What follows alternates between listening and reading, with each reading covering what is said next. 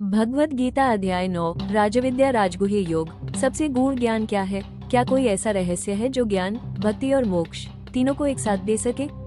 क्या भगवान को केवल मंदिरों में पाया जा सकता है या वो हर जगह है, हमारे भीतर भी? इस अध्याय में श्री कृष्ण प्रकट करते हैं सबसे गूढ़, सबसे पवित्र और सबसे सीधा मार्ग, भक्ति। ये है राजविद्या राजगुह्य योग। श्री कृष्ण कहते हैं, हे अर्जुन, अब मैं तुम्हें वो ज्ञान दूंगा जो राजाओं का भी राजा और गूढ़तम रहस्य है। ये ज्ञान पवित्र है, सीधा है और इसे अपनाने वाला तारांकन इस संसार से पार हो जाता है। हे अर्जुन, ये संपूर्ण जगत मुझसे व्याप्त है, परंतु मैं उसमें स्थित नहीं हूँ। मैं ही रचता हूँ, मैं ही धारण करता हूँ और फिर भी मैं उनसे अतीत भी हूँ। मुझसे ही सब उत्पन्न होता है और अंत में मुझ में ही विलीन होता है। मूढ़ लोग मुझे मनुष्य समझते हैं और मेरी दिव्यता को नहीं पहचानते, परंतु जो ज्ञानी और भक्त हैं, वे मुझे नित्य भाव से पूजते हैं। वे मुझे ही सर्वस्व मानते हैं।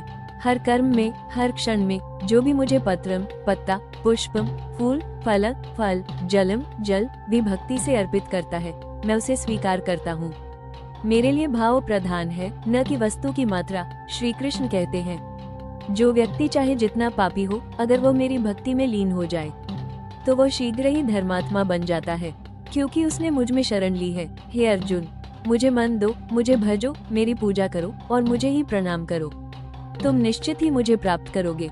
मैं अपने भक्त का कभी त्याग नहीं करता। राजविद्या, क्योंकि यह ज्ञानों का राजा है। राजगुह्य, क्योंकि यह सबसे सरल फिर भी सबसे गूढ़ है। श्री कृष्ण ने स्पष्ट कहा, भक्ति से मुझे पाया जा सकता है, न कर्म की जटिलता, न ज्ञान की कठिनता, केवल पवित्र प्रेम और समर्पण। यही है राजविद्या राजगुह्य योग, गीता का 9वां अध्याय। क्या आप भी श्री कृष्ण को अपने हृदय में अनुभव करना चाहते हैं? तो इस पवित्र ज्ञान को अपने जीवन में उतारिए। वीडियो को लाइक करें, कमेंट करें, मैं श्री कृष्ण का हूँ और सब्सक्राइब करें। अगली वीडियो में जानेंगे अध्याय 10 विभूति योग, जहाँ श्री कृष्ण बताएंगे मैं इस संसार में कैसे प्रकट होता हूँ। जय श्री कृष्ण।